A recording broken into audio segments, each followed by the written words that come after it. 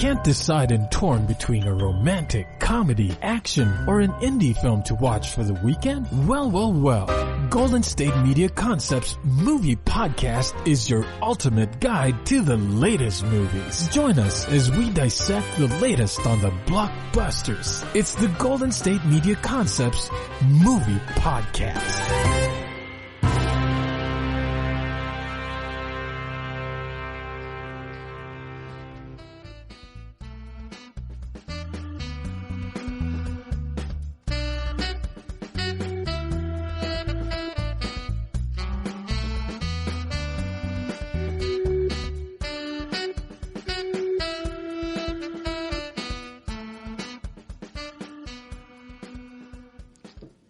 Hello and thank you for tuning into the GSMC Movie Podcast brought to you by the GSMC Podcast Network. I'm your host, Shubh and welcome to Marvel Episode 3. I'm sorry for the irregularity in my programming. I was having a little bit of trouble with getting back to the city and all, but I'm back now. And we're going to be discussing arguably two of the most polarizing but adjacent films in the entire universe, which is Thor 2 and Captain America. So this is numbers 9 and 10 in the chronology, just after Phase 1 is over. They're both sequels, and arguably I think they're the best and worst Marvel movies. In terms of filmmaking, in terms of legacy, in all that sort of sense. You know, they share so many similarities. They're both Phase 1 sequels in Phase 2. Both of them deal with these already established characters. Some pretty popular characters because Thor was widely, decently received. A little better after his performance in the Avengers, granted. Anyway, both of them share screenwriters. The same screenwriter duo worked on both of these. Both of them attempt this sort of darker, at least visually and storytelling-wise film, and both made a lot of money in the end of the day. But how is it that these films that are so close to each other in nature, with so many overlaps, Captain America actually appears in Thor 2 for a brief second.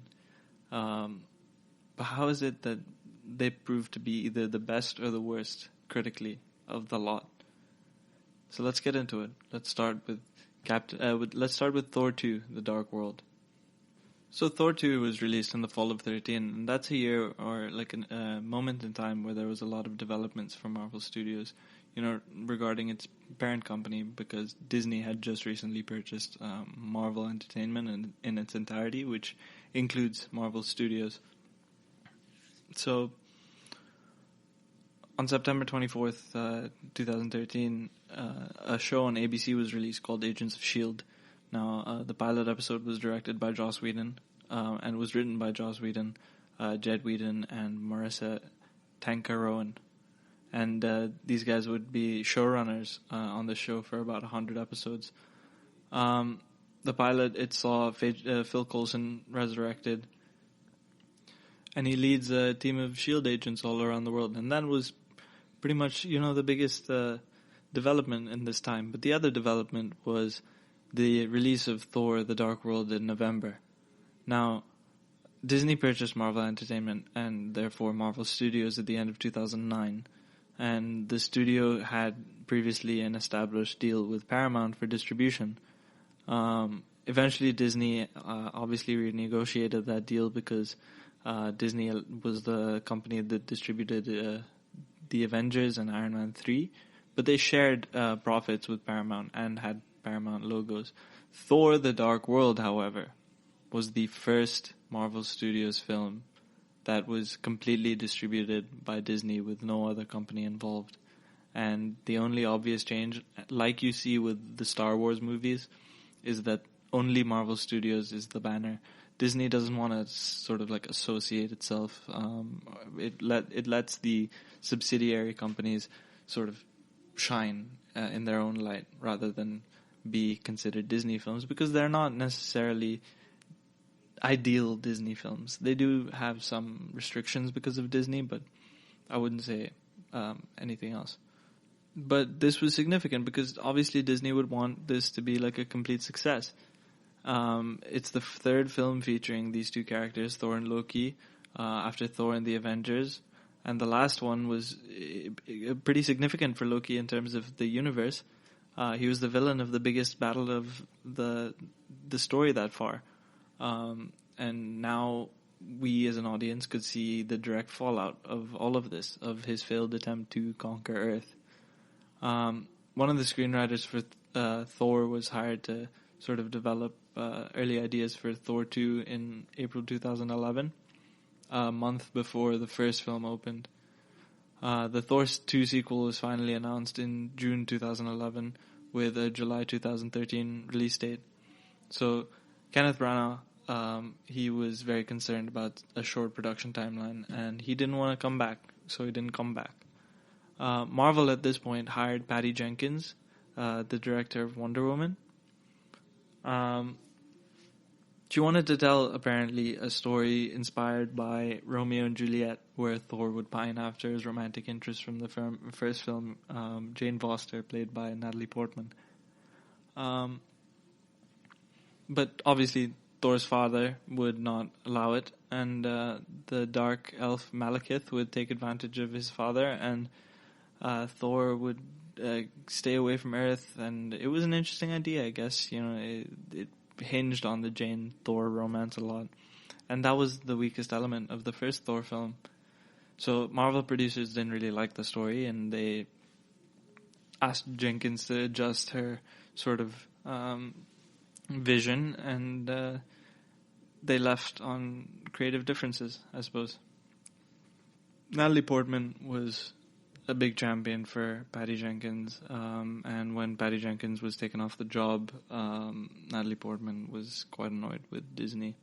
But, you know, the production rebounded when Alan Taylor was brought in.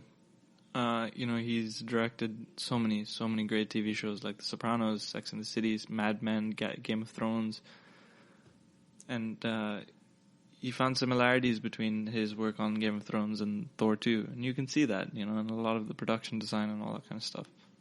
He wanted to, like he does on Game of Thrones, examine the sort of human elements of the epic and fantasy realm sort of settings that these types of stories take place in. He was paired with, obviously, the writers of Captain America, the First Avenger, and Winter Soldier, Christopher Marcus and Stephen McFeely. They would go on to write Endgame and Infinity War and all that kind of stuff. So these guys definitely, you know, they've shown both their strengths and weaknesses in their run with the MCU. I think they're actually the highest grossing writers in history in terms of box office receipts. You know, they also brought in Christopher Eccleston, and this film was supposed to be great, but it just wasn't, you know. People were disappointed watching, and even the production crew was rumored to be disappointed. You know, Alan Taylor felt like he had a lot of freedom, but he lost that freedom in post-production, which is a standard for, you know, studio-driven films. But a lot of that focus was increasing the role of Loki from the studio. And they added these two really significant scenes. But Malekith was cut down, obviously, and it stripped the character of really any motivation. And Eccleston was completely dissatisfied, especially because he had to go through so much makeup, you know. And then Natalie Portman and Idris Elba both also complained about their experience on this film, and obviously, you know, the biggest criticism came from Chris Hemsworth himself. When asked about the first two Thor films after during press for Thor 3, he said the first one was good and the second one, meh. But the fascinating thing about this is that it comes so close to working. You know, Malekith doesn't have any clear motivation or plan. You know, he's just evil because he is. And everyone knows that he's the MCU's least interesting villain. obviously the MacGuffin in question here, the object, is the ether, or the reality stone, as it's later revealed to be. How it works, how Malekith plans to use it, no idea. And all of Thor's motivation in this film comes straight from his love for Jane, which is the weakest part of this story.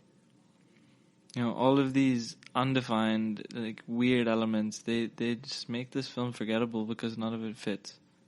But it's still entertaining. And that's what this film should be known for. And I am defending Thor 2 after, calling it out in so many episodes. But Thor 2, it's entertaining. And it marks this moment in Marvel cinematic filmmaking. At this point, Marvel was so good at creating entertaining films that it just seemed effortless. It's easy to overlook the flaws because they're always entertaining. All the set pieces work. Everything fits. There's a villain, there's a universe-ending threat, there's a romance. When you're caught up in the action, you don't really realize that none of it means anything. It's inventive, it's compelling, and it has a lot of humor, but the film has its underwritten parts, and you can't avoid them. The best examples, I guess, would be the Loki scenes.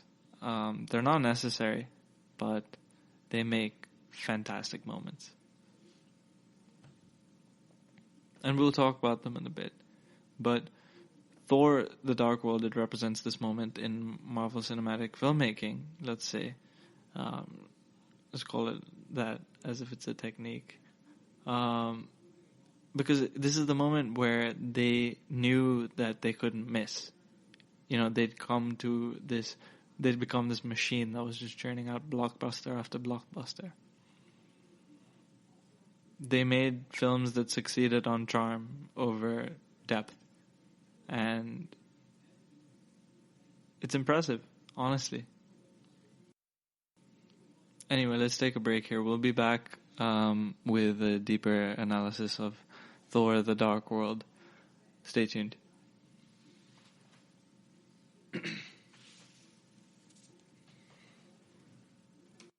Want to know the latest and hottest music hitting the airwaves? Don't be left out. Listen to the Golden State Media Concepts Music Podcast. It keeps you on the loop with everything you need to know from pop, rock, hip-hop, and the top 40. And we'll throw in news of your favorite artists, concert and tour dates, and so much more. Listen no further, because this is the gold standard in music podcast.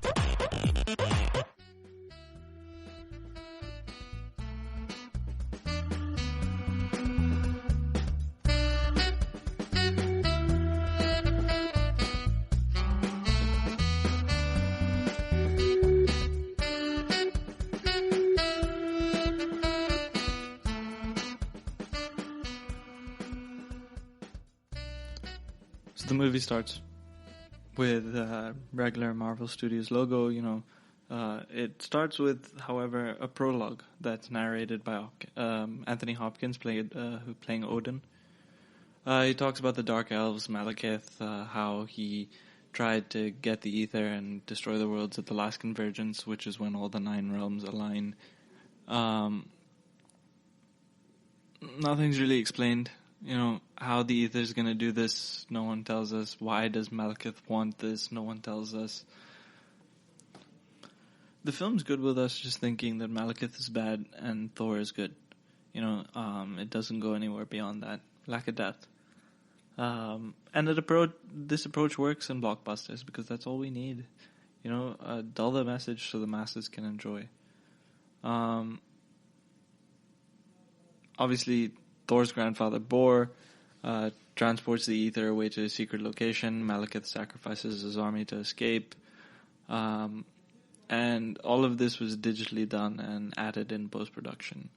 Audiences in the tests were confused about Malekith because this scene didn't exist, so they added it. But it still fails to really do its job. We then go straight after the Avengers. Loki's facing the music for his actions. it's weird because, he shows no remorse, but he's such a human character, and I feel like he bounces a lot from being a very arrogant, evil person to a really compassionate one that we can, like. And I don't know if it's inconsistency or complexity. I don't know if it works or not, but I'll leave that up to your own interpretation. It irks me a little bit. Anyway, I guess it demonstrates this moment, Loki's growth from the first film, Thor. He's cut off from his family now, and the fact that these two scenes were added in post-production pretty much signify that Thor: The Dark World was in trouble before this went into production. Odin, he also then goes into like exposition. He says that Thor he destroyed the Bifrost, so that Loki's schemes could end, and left all the realms in disarray, and he had to go save them. And that's where the original opening of the film comes in, which is Thor fighting in Vanaheim. Thor has always known how to make an entrance. His allies are all fighting in Vanaheim, and then suddenly the Bifrost crashes onto the field. Thor flies his hammer out to attack a bunch of enemies, and then he returns to the hammer returns to the energy field, where Thor comes out in like full hero pose. It's fantastic. It's nice. It's fun to watch. Here's when we see the Warriors 3. Even in the Thor film, I said that, we didn't see enough of these guys. Same thing with Captain America and the Howling Commandos. I wanted to see more of these guys. I don't know anything about these guys. And that's best demonstrated by the fact that I didn't realize that Zachary Levi, the guy who ends up playing Shazam, replaced Josh Dallas in this from the original Thor movie as Fandral. I had no idea. Anyway, they win, obviously. Hogan stays back in Vanaheim, so we, desert the only source of diversity in this film. And Idris Elba's the only person of color on Asgard. But, we get back. Odin is pleased with Thor's work. He tells him he needs to settle down, but Thor doesn't want to think of anyone, especially not Odin's choice of Lady Sif, because of Jane Foster, Natalie Portman. He always asks Heimdall, that's his name, Heimdall, to check on her. And Jane obviously also hasn't forgotten Thor. She continues her work with Dr. Eric Selvig, who is famously put under that Loki spell, and her assistant, Darcy, I think one of the funniest sidekicks in number 2 to Ant-Man. Ant-Man has the best sidekick. Anyway, he detects without knowing signs of the next convergence. She detects, and then Dr. Selvig also does.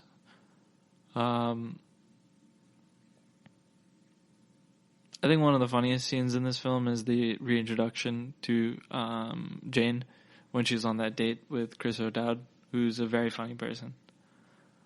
I get why Jane is so preoccupied with Thor. She's a human. She spent a bunch of time with a god. It's pretty wild. I would be attached, if I met someone like that. But Thor and Jane, if you consider the fact that this guy's probably like 3,000 years old, the week that they had together, I don't buy that he actually really loves her enough to be constantly thinking about her. I guess he associates Jane with the turning point in his life when he became worthy. But even then, it's not real. It doesn't feel significant.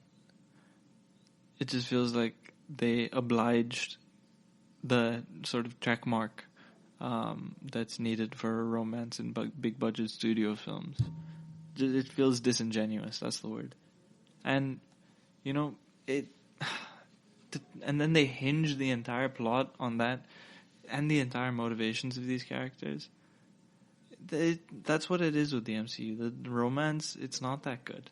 The strengths of the MCU are in long-term development of these incredible characters. There's that humor, the trademark humor now, and exciting action. But the romance is 50-50. Yeah, I wouldn't say they're batting a good average. The best romance is Tony Stark and Pepper Potts. But even then, as I said in my introduction, we don't see the major developments in their relationship. But most pairings feel sort of like a requirement, especially in films like The Incredible Hulk, Doctor Strange for sure, and the first two Thor films. In this movie, the fact that she's Thor's main motivation just hurts the film. But anyway, Jane's research, it leads her to these in London warehouses where she eventually falls into the ether and absorbs it. Thor comes back and realizes that she has something in her and takes her to Asgard. Now, it's fun to see Asgard through these eyes because they're like our eyes, but also sort of very highly trained and curious scientist eyes, because there's that scene where she's sort of getting examined and she's talking about how it's a quantum field generator, and they're like, no, it's like some magical, mystical thing. So, yeah, basically a quantum field generator. And it's cool. It's nice to equate what science and magic could be. Anyway, Thor's mom and Loki's adoptive mother is the only person to talk to him in the dungeons.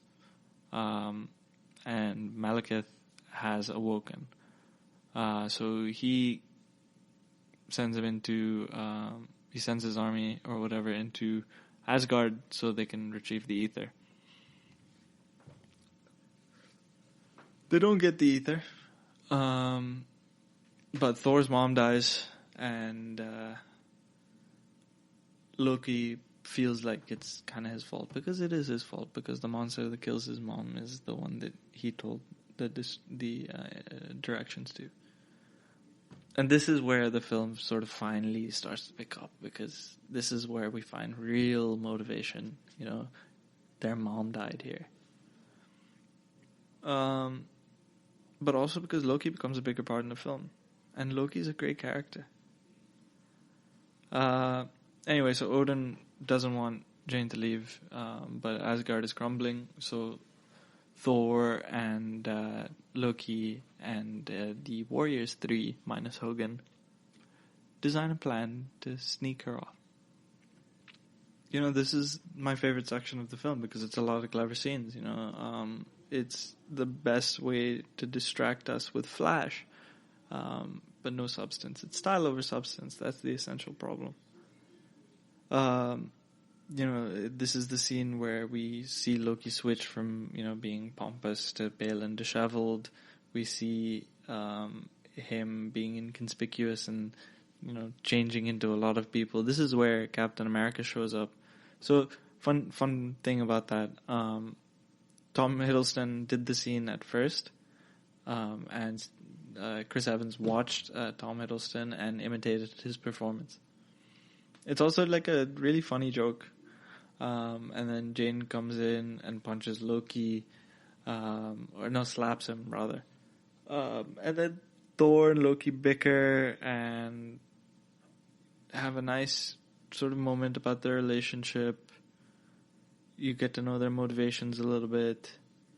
And this entire section, it's fun, it's character driven, it's a high point, but at the end of it, Malekith takes their plan's bait, and the rest of the Undercooked plot has to resume.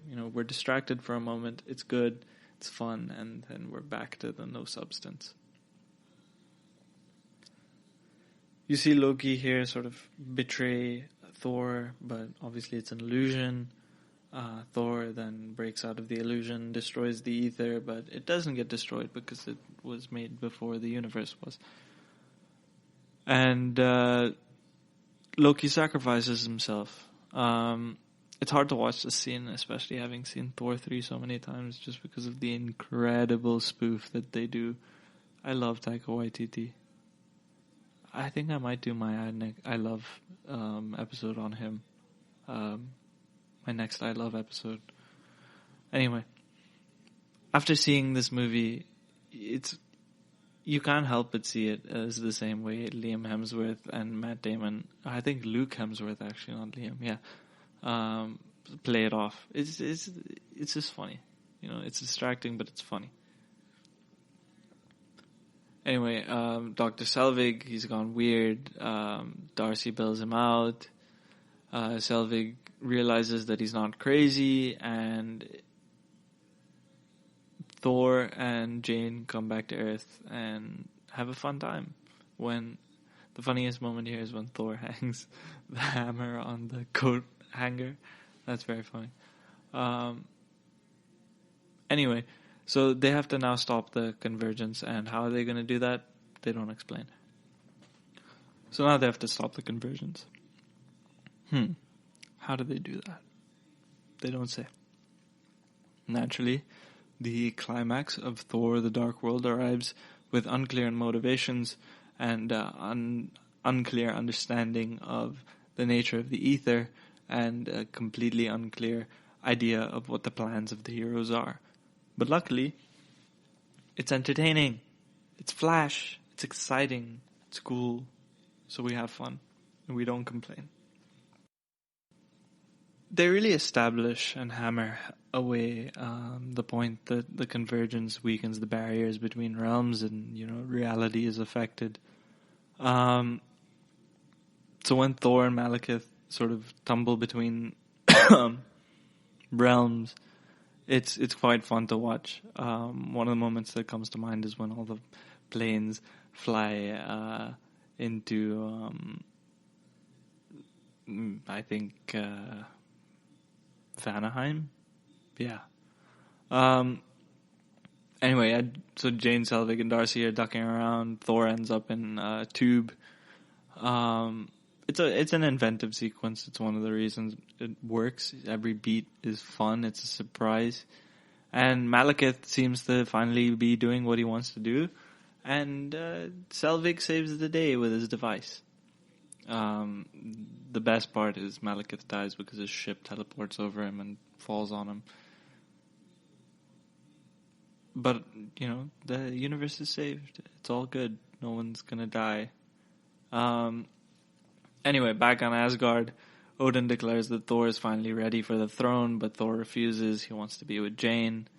I don't like it, because his infatuation with Jane is not convincing.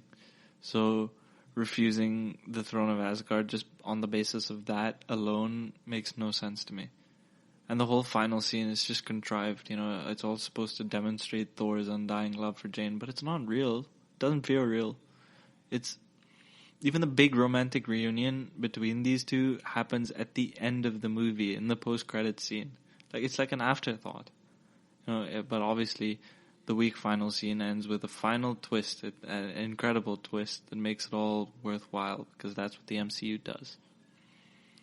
As Thor leaves, it's revealed that Loki is alive and he's ruling Asgard by posing as Odin. It's a great moment. It made me excited for the next Thor, and that was despite pretty much hating the movie. I tried watching this a couple of weeks ago with my friend, and after 10 minutes, I'd say, we had to turn it off. And the same thing happened with the first Thor. But I sat down and I watched these. I'm getting through them.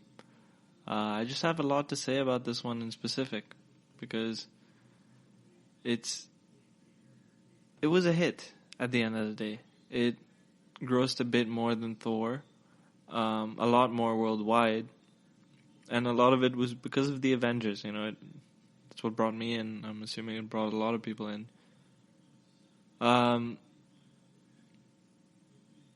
There was a lukewarm critical reception. It is one of the weakest in the MCU, probably the weakest. But Marvel Studios know that strong characters, good humor, and some action set pieces, sometimes they're enough to make a superhero film. But you can't just rely on them because they don't make them feel like they have some depth. But, when every element is placed in its perfect place, even by chance, sometimes you make a good entertainment movie. But sometimes you make forgettable ones, like Thor: The Dark World was. Alright, stay tuned. We'll be back with Captain America: The Winter Soldier, arguably the best MCU movie of all time. Tired of searching the vast jungle of podcasts? Now listen close and hear this out. There's a podcast network that covers just about everything that you've been searching. Hey! The Golden State Media Concepts Podcast Network is here. Nothing less than a podcast bliss with endless hours of podcast coverage. From news, sports, music, fashion, cooking, entertainment, fantasy, football, and so much more. So stop lurking around and go straight out to the Golden State Media Concepts Podcast Network. Guaranteed to fill that podcast itch. Whatever it may be. Visit us at www.gsmcpodcast.com. Follow us on Facebook and Twitter, and download us on iTunes, SoundCloud, and Google Play.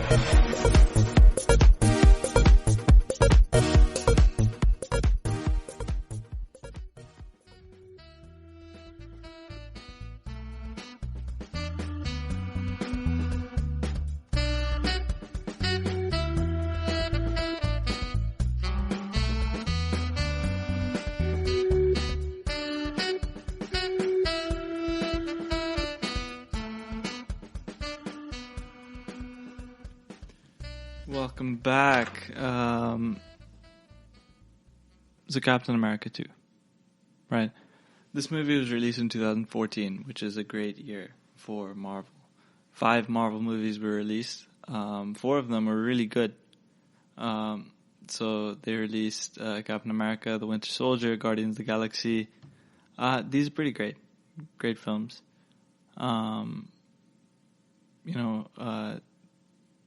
But they're very different in their approach. The first is a sequel with a well-known character, Captain America. He got his popularity in the Avengers as well. But the second is a very light-hearted superhero team movie where no one knows who the characters are. Not even like comic book readers. I think the following for this was very low. But somehow they managed to become one of the most successful franchises in the entire cinematic universe. Captain America 2 is Earth-based political thriller. There's very little use of superpowers. But the second, Guardians of the Galaxy, it's a fantasy with different planets and aliens. It has a brighter color scheme. It has its humor. There's a light tone. But The Winter Soldier is the exact opposite. This movie has a muted palette. It has a muted sense of humor. It takes a more intense and mature tone than most MCU movies. But it doesn't feel out of space. The greatest strength of the MCU is how different filmmakers bring their styles and adapt to fit the entire studio model. And this makes more than 20 films of just incredible sort of uniqueness. And it doesn't feel like it's stagnating. The Winter Soldier, it's clearly inspired by these paranoid political thrillers of the 70s. And it's the most significant departure from the style that's already been established by the MCU. But at the same time, Marvel Studios also released a 80s rock-inspired space fantasy. Both movies were excellent. They were hugely successful. They entirely fit with each other in the same universe. And because of the massive success of the Avengers, Marvel Studios decided that they were in a position to deviate from the formula. But beyond these stylistic and tonal choices, The Winter Soldier, it's a movie that made bold narrative choices. So its basis is that S.H.I.E.L.D., the organization that created the Avengers, held the MCU together, brings everyone together, is revealed to be deeply corrupted and actually a unit of Hydra, its arch nemesis, and it's destroyed at the end of the film. The film also represents this turning point in the development of Captain America's character. He transforms from this loyal patriot that we see in the beginning into a nomad, essentially. His more anti-the man, anti-establishment persona. It's good because these films show that Marvel was continuing to be willing to take risks, and that's what this movie is. It's perfect execution of a brilliant gamble. And beyond that, it's one of the best comic book movies ever made. The movie has a bunch of comic book influences, obviously. The smart decision was in the first movie to set it entirely in the 40s. It's a period piece. They explored that man out of time aspect. And he is frozen in ice at the end of the war, which comes from the 60s in Avengers number 4, the comic book series. And he wakes up in the 60s in that series, and he's displaced from time, slightly out of step. And since then, the sliding time scale has gone from 20 years, from like 40s to 60s, to almost 70. And for that, most of these creators have used Steve Rogers' really weird perspective to comment on the changing politics and stuff in the US and in the world. The example of this is Captain America was himself a response to the Watergate scandal. Steve in that series renounces himself as Captain America and becomes Nomad. Obviously, he returns back to Captain America, but it declares that he stands for American ideals, not some government or someone telling him what to do. And that would define the approach of Marvel Studios to Captain America in this movie. There was also the introduction of Sam Wilson, Falcon. He appeared for the first time in 1969. Falcon is notable because he's the first superhero of African American origin, who doesn't have the word black in his name. He's just a man from Harlem who flew with a wingsuit and communed with birds. There was a defining moment in this comic book series of Captain America and Falcon's partnership. The comic was even renamed Captain America and Falcon for a brief spell in the 70s.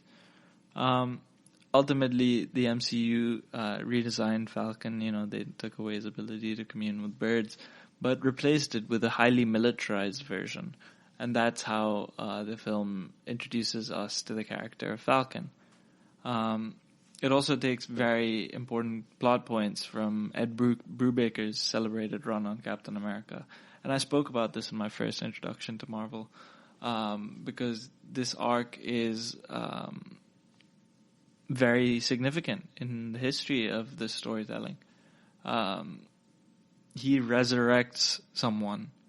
He resurrects Bucky Barnes. And beyond just resurrecting him, Brubaker changes his context entirely.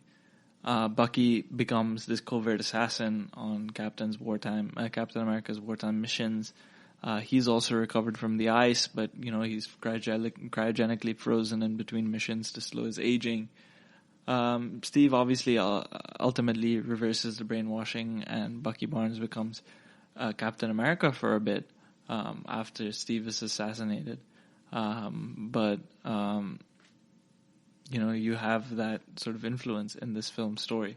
And the biggest, most significant influence is the Secret Warriors. The series, it followed Nick Fury and a bunch of operatives who after being ousted by S.H.I.E.L.D., make a team. And Fury discovers that S.H.I.E.L.D. has been a sort of a division of Hydra, and goes along that story. And that's pretty much the main story in this film. The screenwriters are, again, Christopher Marcus and Stephen McFeely. They've become Marvel veterans at this point. They worked on the first Avenger and Thor: The Dark World. They wanted to make this more grounded and realistic. So, judging by the fact that they've written both the worst and the best movie in the series, it's very hard to believe that they're right next to each other. They, instead of going the natural way, they root Steve Rogers' cultural shock in morality rather than, tangible things. Because you can go by the gag of, oh yeah, I don't know how to use a phone for so long, but with this they added depth. He brings that Second World War black and white morality that, exists in wartime, to a very politically gray time in the present. He navigates this divide, and that's the central character arc of this film. He needs to sort of balance his unblinded patriotism with rational thinking. There's a lot of inspiration from political thrillers from the 70s, and Robert Redford is in this movie as well, and he was famously in All the President's Men, which is probably the best of those. The 70s thriller approach is probably why The Winter Soldier feels surprisingly refreshing. I know it's sort of oxymoronic to say that the approach that they took back about 50 years ago is refreshing now, but that's just how it felt. Steve destroying S.H.I.E.L.D. came from Kevin Feige, and this destruction was so significant that it empowered screenwriters in the future to take bigger risks, and that confidence is there in this screenplay and the movies to come. They also took a risk with the directors. You have the first movie with Joe and Anthony Russo. At this point, they were known for their work on Community and Arrested Development. Both of these, not necessarily Marvel movies. They'd obviously directed two movies, You Mean Dupree, which is a movie that will never fail to make me cry, and Collinwood. Obviously, it doesn't indicate that they're ready for a big-scale project like a Marvel movie, but this approach had worked so far. You have Shane Black on Iron Man 3, Joss Whedon for the Avengers and the Avengers 2, and the Russos did it. They pulled it off. They continued, they doubled down on that 70s thriller approach. They muted the color scheme. They grounded the action. They depicted Steve's emergence cinematically by sort of adding modern action filmmaking, such as like close-up combat cinematography. Stuff like, it felt like a Bourne Legacy film. They had a break from the traditional Marvel Studios style, which had been, the classic Hollywood sort of sleek look that I spoke about the first time. They also broke away from tropes like avoiding that choppy action editing. They had more classical techniques. And a lot of their choices were intentional. That's what separates a good film from from a not so good one. It's intentionality. If you can feel the reasoning behind every single scene, every single shot, every single decision, that's how you know that this is a great film. They're all story-driven choices. The movie doesn't feel like it's trying to do something that others have done. But you can see the influences. You can see the Mission Impossible in it, the Brian De Palma movie. You can see that this is, if Captain America was an Indiana Jones movie, this is a Jason Bourne movie. It's a Mission Impossible movie. And the fact that these sequels are so tonally distinct just makes it all the much better. Because it grounds the idea that he does come from a different time. In most of the movies that this film draws inspiration from, the story follows the hero as they take course of their regular job and their regular life. Ultimately, they ask the wrong question or uncover some important information and then become the target of their own organization, and have to go on the run. Between the film at the midpoint, they determine why he's the target, and he uses the information to get back his life. And that's pretty much The Winter Soldier. That's also Mission Impossible. So many movies like this. Except, like the Bourne movies, instead of having an analyst like Jack Ryan, let's say, this is Captain America, the superhero. But it's still, that formula, it's adhered to, but you have better action scenes that work even better. And the climax blows out into this huge visual set piece. And it works because of the strong character dynamics that you develop in the film. It's Bucky and Steve fighting each other. Watching TV has changed over time. Streaming has become the new norm. That's why Golden State Media Concepts television podcast dives headfirst to the world of cord cutting. Want to be on the loop of what's hot in Netflix? Or if it's not a preference, what about original shows in Hulu? We've got you covered. Join us as we fill in the blank and talk about movies to stream and what show you should be binging. This is the Golden State Media Concepts television podcast.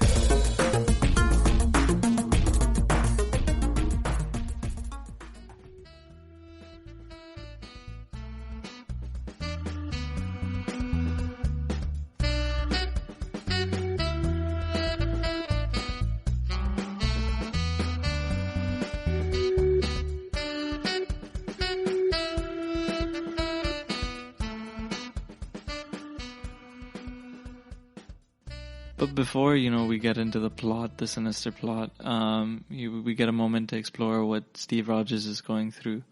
There's the musical sort of note of the first Avenger in the beginning, but the score is eventually modernized.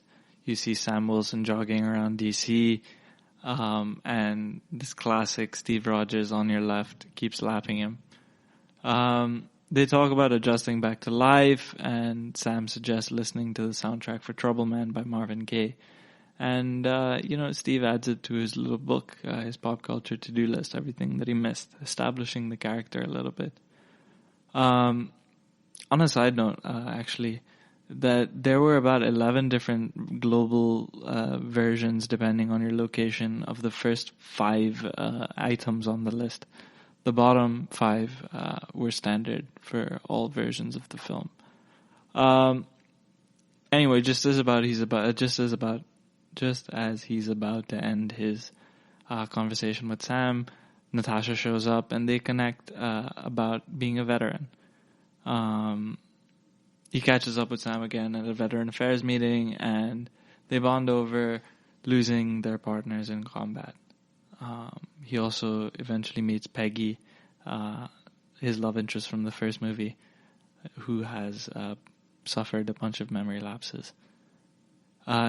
Steve, in this moment, he expresses insecurity over his place in the world. He knows that he has to fight, but he doesn't know why. And he wouldn't know what to do if he quit, because he's been a super soldier for most of his adult life. It reminded me a little bit of the PTSD that Tony faces in Iron Man 3. In the same way, Steve Rogers is fatigued here. He's sick. He's stuck. And most of the uncertainty comes from the fact that the motives of the people giving him orders are suspect. But that's what this film does. You see Steve's resolve get greater. He becomes more clear about his enemies and figures out that he has autonomy over his own actions. And he goes and delivers Chris Evans a very sincere performance. at this moment, Steve Rogers is S.H.I.E.L.D. operative. And he shows a sort of moral disconnect with the organization, even in the beginning. They're sent on a mission. You have the appearance of Georges St. Pierre, UFC legend, as Batroc, and a very nice sort of MMA type of fighter.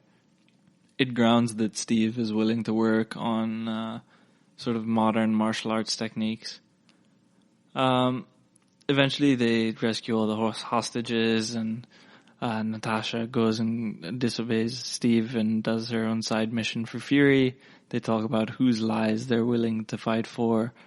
And Fury eventually, after having been confronted by Steve at the Triskelion, shows Steve Project Insight, which is these 3 S.H.I.E.L.D. helicarriers that are going to patrol the planet and eliminate preemptively any predicted threats to the free world. That's basically that's the MacGuffin in this film.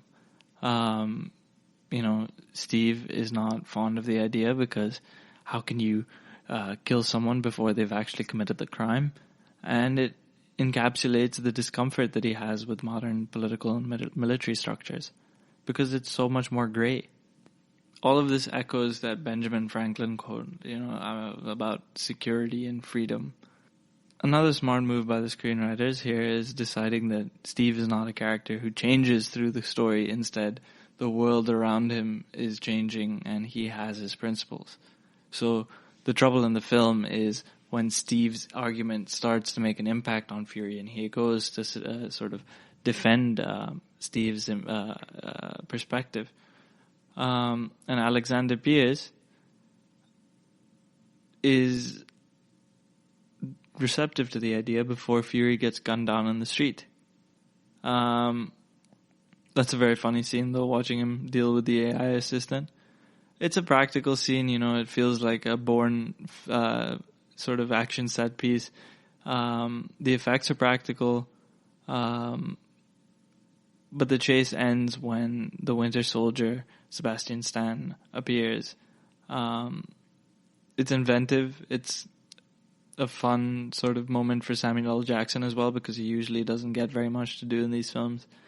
And then eventually he breaks into Steve Rogers' apartment. He plays music. He tells him not to trust anyone. And Fury gets shot and dies on the operating table. It's a fairly obvious twist here, but the larger twist that S.H.I.E.L.D. is Hydra was bigger and definitely more significant. Steve meets with Alexander Pierce, doesn't give away any information, but doesn't lie either, sort of cementing him as the cinematic Boy Scout. He becomes the next target, which is indicated by the best scene, the best action set piece, the elevator scene in Captain America. This was actually spoofed in Community, I think, or maybe the Russo brothers did it in Community before they did it in the Avengers. In Captain America. Avengers Endgame also does a version of this scene, which is by far the funniest. Shows the progression of Captain America as a character as well, where he just leans into, I forget his name, Rumlow's ear and says Heil Hydra, and they just go with it. It's a claustrophobic, inventive action scene. It's clear, it's well choreographed.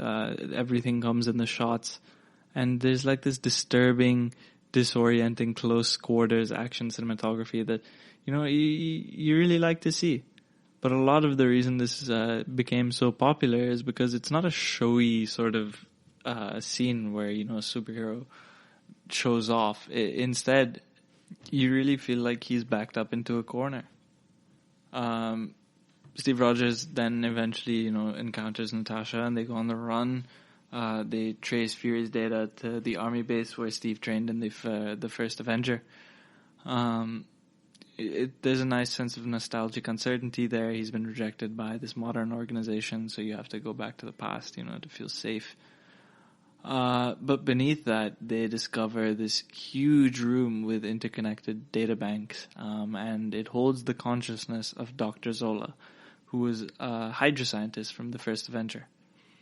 To call out to true history, the U.S. actually recruited Nazi scientists after World War II. A lot of them actually worked on NASA. They never sort of renounced their desire for world domination, and that's what led to Hydra eventually taking over S.H.I.E.L.D.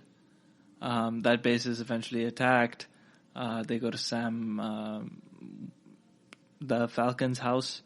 Natasha's sort of jaded because she worked for KGB before she worked with S.H.I.E.L.D. because she thought S.H.I.E.L.D. was the good guys, but turns out they're not. And this Hydra twist, it explains the sort of dissonance that Captain America has with S.H.I.E.L.D. because it makes him trust his own moral compass again. Finally, he has clarity, and that's the biggest moment here. That's where the hero's sort of mindset changes. It's the midpoint. But it also shows that nothing is sacred in the MCU. The MCU is willing to show and throw away their biggest and most important institution. It's the institution that brought them all together. It's the institution that brought everyone the Avengers. In the context of the Winter Soldier, though, the Hydra twist, it ties it back to the first Avenger much more closely than you expect for these films because they're 70 years apart. But it's also a great narrative trope in these films. And that's what makes this film such a different type of comic book film. It's bold, it's surprising, it's a good decision, and it elevates it so much farther than the rest of the Phase 2 films. Anyway, after, learning the twist, Steve gets a new sense of mission inside him, and the movie propels towards the finale. You use this uncovered information to strike back at the villains, maintain order. They launch Project Insight, the helicarriers from the Triskelion, and it feels too big for the rest of the film, I'm not gonna lie. Sam eventually recovers his wingsuit, and the heroes go out to gather more information from Jasper Sitwell. He was in Thor, and we find him meeting with Senator Stern, Gary Shandling, who comes back from Iron Man 2. He's also revealed to be corrupt because he whispers Heil Hydra into Sitwell's ear. And this represents the joys of the shared universe concept because, the film needed a corrupt S.H.I.E.L.D. agent. They needed a corrupt politician. And instead of inventing new ones, they just brought back the same ones from a different film. And then Pierce is revealed to be the main villain as he orders the Winter Soldier to kill Steve. Pierce's villainy, not surprising, because he is such a high-profile actor. It's a role, and it's fun seeing Robert Redford. He played the hero roles in so many movies. Playing the big bad, it's very different. It's a departure. Jasper Sitwell is eventually killed in a highway ambush. It feels like a continuation of the Fury attack. It matches that same intensity, especially when Natasha is shot by the Winter Soldier. It's got like that definite sort of disorienting feeling to it. And this is where the reveal that the Winter Soldier is actually Bucky Barnes is made. And that seems to be the biggest twist. It's shock after shock after shock. It was no surprise to comic fans because, they knew that Bucky was the Winter Soldier. It's not sort of like a I'm your father moment. But it shakes Steve to the core because he doesn't know it.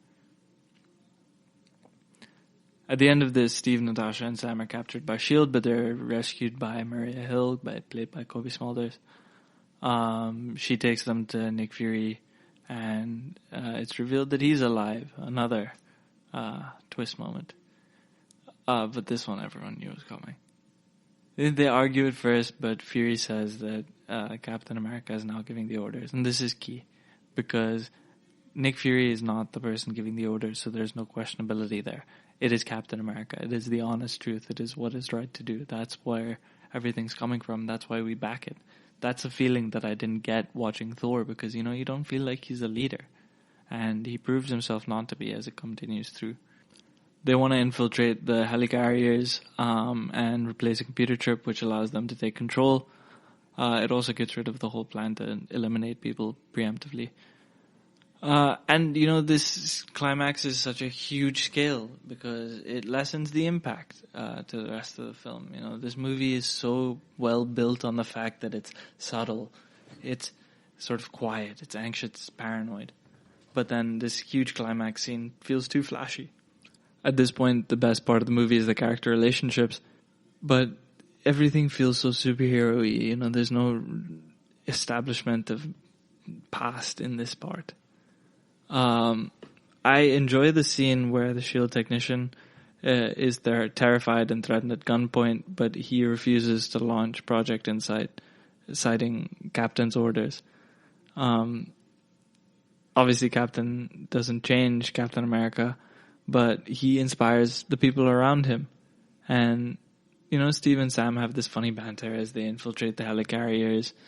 Hill obviously causes the carriers to attack each other, and Steve stays behind to fight, to save Bucky. He gets through to Bucky a little bit. You see a little Bucky, but the Winter Soldier comes back and they fight a little bit. Anyway, S.H.I.E.L.D. ends. The movie ends. These agents have to find new jobs. Hydra agents are rounded up. Natasha becomes the public face of New Order, which means that the Avengers would take over where S.H.I.E.L.D. leaves a void. Fury goes underground to hunt Hydra, and Steve goes to find Bucky again, this time with rediscovered resolve. Captain America, the Winter Soldier is this fantastic comic book film, and it breaks every single pre-established Marvel Studios rule, but it just makes it even better to watch. It's funny, but it's not fundamentally comedic like most other MCU movies. It's gritty, it's grounded, it's serious. It's got a muted color palette, it's got practical effects. It feels less CGI heavy and colorful. It's distinct, but it doesn't feel out of place. It demonstrates the sturdiness of this shared universe that they've created. The Marvel Studios should be proud of the fact that their foundation is so strong that they can go many places with it now.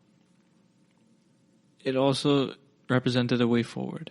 It showed that comic book movies don't have to be stranded to one genre. They don't all have to be very sort of tacky blockbuster films. They can be 70s paranoid political thrillers if they want. They would go on, obviously, to do space fantasy in Guardians of the Galaxy, heist movies in Ant-Man, Coming of Age in Spider-Man. And these departures kept the MCU fresh. Obviously, it also had a tremendous impact on Agents of S.H.I.E.L.D. And, it was a success. It was praised universally. It became Marvel's best received film since The Avengers. It made quite a bit of money. And it was a massive improvement over the first movie. They also had an Avengers bump. And it demonstrated the quality of this film. It demonstrated also the exciting choices that Marvel Studios would make. And a lot of it came from the success of the Avengers. It was a sign that the MCU was headed towards great things. And that's why it's the best MCU movie. Anyway, thank you for listening to the GSMC Movie Podcast, brought to you by the GSMC Podcast Network. If you enjoyed the show, please subscribe to us on Apple Podcasts and leave us a review. You can also follow us on Twitter at GSMC_movies. Thank you for listening. This has been Shubh, and take care.